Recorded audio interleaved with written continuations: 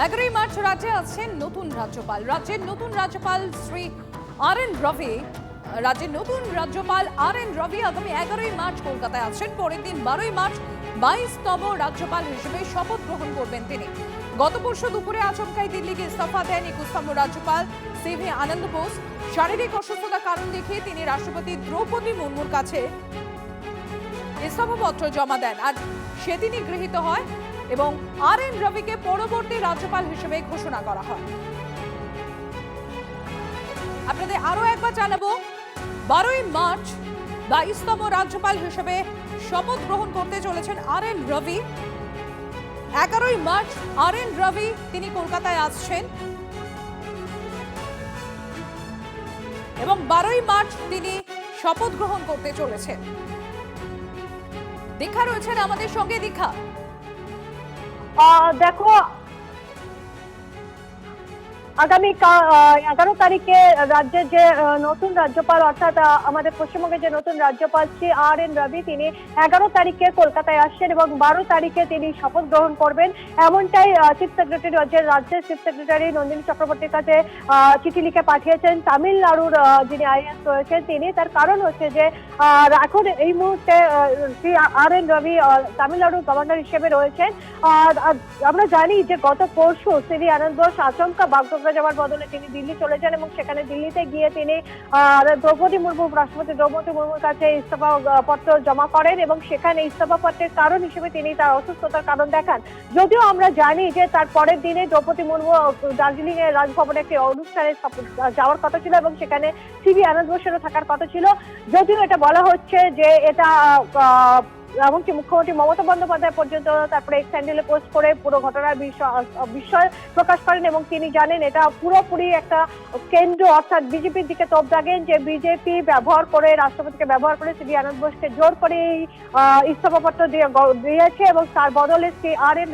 রবি হচ্ছেন এই মুহূর্তে তামিলনাড়ুর গভর্নর, কিন্তু তিনি প্রথম থেকে তিনি আইবিতে ছিলেন, তিনি সিবিআইতে ছিলেন, তিনি একাধিক রাজ্যের রাজ্যপাল হিসেবে ছিলেন, এমনকি তিনি তামিলনাড়ুর রাজ্যপাল হিসেবে যখন ছিলেন তখনও তিনি বিতর্কের জায়গায় ছিলেন। সেই জায়গায় দাঁড়িয়ে তিনি রাজ্যের 22তম রাজ্যপাল হিসেবে শপথ গ্রহণ করবেন 12 তারিখে এবং তিনি 11 তারিখে আমাদের নজর থাকবে। 11ই মার্চ 11 মার্চ রাজ্যে আসছেন নতুন রাজ্যপাল আর.এন. রবি।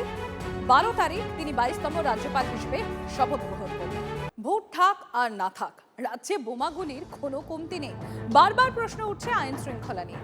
ভোটের বাংলায় অন্যতম ইস্যু বোমাগুলির ছড়াছড়ি, আর জানিয়ে সরগরম বেলঘরিয়ার রক ফাইট।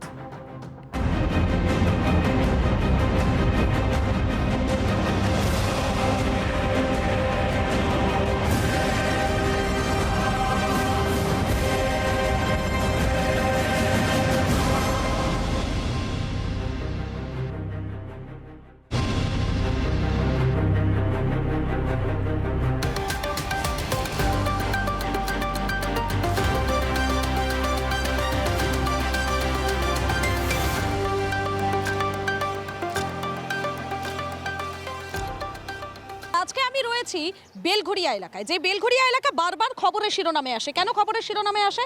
এই এলাকা থেকে একাধিকবার আমরা শুনি বোমা গুলির শব্দ, কিন্তু কেন হবে এই জিনিসটা, এখানে কেন চলবে? পুলিশ প্রশাসন তাদের ভূমিকা ঠিক কোথায় থাকে বলুন তো? কেন বারবার সাধারণ মানুষ নিরাপত্তাহীনতায় ভুগবে? যে এই বেলঘরিয়া থেকে বারবার গুলির শব্দটা বোধহয় বেশি শোনা যায়, বারবার খবরের শিরোনামে আসে। আচ্ছা, কেন বলুন তো এটা হবে? পুলিশ প্রশাসনের নজরদারিটা কোথায় থাকে? শুনুন, বেলঘরিয়াটা দীর্ঘদিন এখানে মার্ক্সবাদী কমিউনিস্ট পার্টির বিধায়ক ছিল, মার্ক্সবাদী কমিউনিস্ট পার্টির শাসন চলেছে এখানে। এই যে বোম, গুলি, মাফিয়া, গুন্ডা, এই যে কালচারটা বললেন, এটা কিন্তু মার্ক্সবাদী কমিউনিস্ট পার্টি অনেকগুলো বছর তো হলো, এটা কি বন্ধ করা যেত না? বন্ধ করা যেত না, বন্ধ করা গেছে এবং বন্ধ করার যে প্রকৃত যেটা প্রচেষ্টা সেটা তৃণমূল কংগ্রেস বন্ধ করা গেছে না। এগিয়ে বাংলা মডেলে তো পশ্চিমবঙ্গ টোটাল অ্যাবসলিউট ললেসনেস দেখেছে। দেখুন, আমরা আমাদের যে প্রাক্তন সিপি ছিলেন মনোজ ভার্মা ছিলেন, তার আগে নীরজ সিং ছিলেন, তো তাদের রেজিমে আমরা দেখতে পেয়েছি এই দমদম ব্যারাকপুর জোনে দুষ্কৃতি রাজ চলেছে। মানে এখনো কি দুষ্কৃতি রাজটা রয়েছে? দেখুন, দুষ্কৃতি রাজ বাংলায় কতটা রয়েছে সেটা জানি না, কিন্তু আপনি ধর্ষণ বলুন, লুটতরাজ বলুন, ছিনতাই বলুন, সবগুলোতে প্রথম স্থানে বিজেপি শাসিত যে রাজ্যগুলো রয়েছে, উত্তরপ্রদেশ, মধ্যপ্রদেশ, ঠিক আছে, কর্ণাটক বা যে সমস্ত জায়গায় বিজেপি সরকারে ছিল, আমাদের রাজ্যে আইনের শাসন রয়েছে। মোটেই না, একদমই নয়। তলানিতে ঠেকেছে, আইনের শাসন তলানিতে। তলানিতে ঠেকে গেছে। তাহলে এই রাজ্যে রয়েছে এটা কি? এই রাজ্যে রয়েছে তোলাবাজি, চুরি জচুরি। তোলাবাজি চুরি রয়েছে নাকি রাজ্যে? এইভাবে চলছে একটা রাজ্য? দেখুন সিপিএম জমানায় আমরা পশ্চিমবঙ্গে দেখেছি, সিপিএম জমানায় পশ্চিমবঙ্গে দেখেছি যে কী পরিমাণ অত্যাচার হতো, সাধারণ মানুষ কীভাবে অত্যাচারিত হতো। আমরা দেখেছি প্রতিবাদের ভাষা হারিয়ে ফেলতো মানুষ, মানুষ প্রতিবাদ করতে গেলে এখন কি মানুষ প্রতিবাদ করতে পারে? এখন কি প্রতিবাদ করতে অবশ্যই পারে? প্রতিবাদ- দিকে দিকে তো আমরা শুনি প্রতিবাদ করলে পরে কপালে মার জোটে। একদম না, প্রতিবাদ হচ্ছে, মানুষ বিভিন্ন দেখেছেন পথে নামছে, মানুষ প্রতিবাদ করছে। প্রথমত কথা হচ্ছে যারা এখানের মধ্যে কথা বলছেন শাসক দলের হিসাবে, আমি আগে জিজ্ঞাসা করব আপনারা কি সিপিএম করেন না তৃণমূল করেন? আপনারা প্রত্যেকটা জিনিসই সিপিএম গুরুত্বপূর্ণ প্রশ্ন। কথা বলছেন। দেখুন সিপিএম দেখুন সত্যি কথা বলতে সিপিএম কেই বারবার করে কেন বলতে যাদের শ্রাদ্ধ যাদের শ্রাদ্ধ শান্তি পারলৌকিক কর্ম হয়ে গেছে,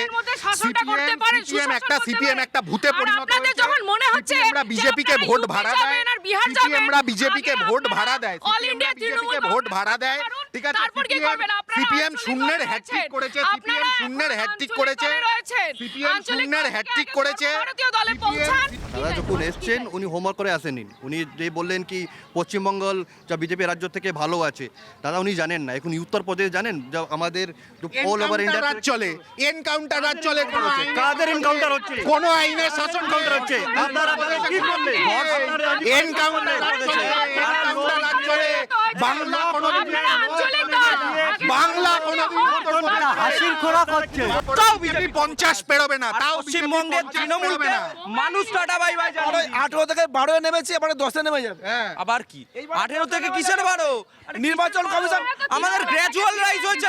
দালালি, বিজেপির দালালি করছে নির্বাচন আরে কমিশন। বাবা, এবং সুপ্রিম কোর্টের থাপ্পড়। ক্ষমতায় বসে থাকে, যারা ভুয়ো ভোটার নিয়ে ক্ষমতায় বসে থাকে, যারা জঙ্গি গোষ্ঠী জঙ্গিদের নিয়ে সরকার পরিচালনা করে, যারা লস্কর নির্বাচন কমিশন মোহাম্মদের জঙ্গিদের উপর আস্থা রাখে, তাদের নির্লজ্জ বেহায়া দল বিজেপির এই ডেড ভোটারের ভোট ওরা বলুক, ওরা তো এই নির্বাচনে ডেড যাচ্ছে। ভোটারের ভোট দিয়ে বিজেপির তারা সরকারের মুখ্যমন্ত্রীর টিকে আছে। মুখকে, আরে মমতা বিজেপির ব্যানার্জি ভাইটাল প্রশ্ন, একদম আমি আসবো। একটা গুরুত্বপূর্ণ প্রশ্ন করেছেন, বিজেপির মুখ্যমন্ত্রী মুখটাকে। এই যে বললো না বিজেপির মুখ্যমন্ত্রী কে হবে, এইটুকু দায়িত্ব সহকারে বলতে পারি কুত্তার বেল্টের মতো সোনার চেন পড়া কোনো চালচোর বিজেপির মুখ্যমন্ত্রী হবেন। একটা কথা দায়িত্ব সহকারে বলতে পারি, ঠিক আছে? চোর, ট্রিপল চোর, গরু চোর, কয়লা চোর বিজেপির মুখ্যমন্ত্রী হবে না। তাদেরকে CBI এর পাঠাবো। কেউ যেদিন তিহারে সরকার পাঠাবে না। গোটা পশ্চিমবঙ্গটা তিহার জেলে থাকবে। আর যেদিনকে জেলের তৃণমূল ভেতরে কংগ্রেস থাকবে। ক্ষমতায় আসবে, তৃণমূল ক্ষমতায় যেদিন আসবে না, বিজেপিও তৃণমূল ক্ষমতায় চলে আসবে না গেছে। ভাই, বিজেপিও মরে যাবে, তৃণমূল চলে বিজেপিও যাবে। মরে যাবে, তৃণমূলকে মানুষ বিজেপির টাকা পারলৌকিক দিয়েছে। ক্রিয়া সম্পন্ন হবে 26-এর ভোটে। আরে বাবা, তোমরা কটা রাজ্যে আছো? তোমরা কটা রাজ্যে আছো? যেখানে রাজ্যে কটা থাকি, রাজ্যে? আমরা তৃণমূল কংগ্রেস যেখানে একের পর এক বিষয় উঠে আসছে, কিন্তু সবথেকে বড় প্রশ্ন হলো 26-এর নির্বাচনে ঠিক কি হবে? যে দলই ক্ষমতায় আসুক না কেন, বেলঘড়িয়াতে সেখানে যেটা বলে শুরু করেছিলাম, এই যে গুলির শব্দ, এই গুলির শব্দ থেকে কি নিস্তার পাবে সাধারণ মানুষ? আদৌ কি পুলিশ প্রশাসনের সদর্থক কোনো ভূমিকা দেখা যাবে? সেটা অবশ্য নির্বাচন পরবর্তী সময়ই বলবে। আজকের মতো রক ফাইট এখানেই শেষ করছি, খুব তাড়াতাড়ি দেখা হবে আরও একটা এপিসোড নিয়ে।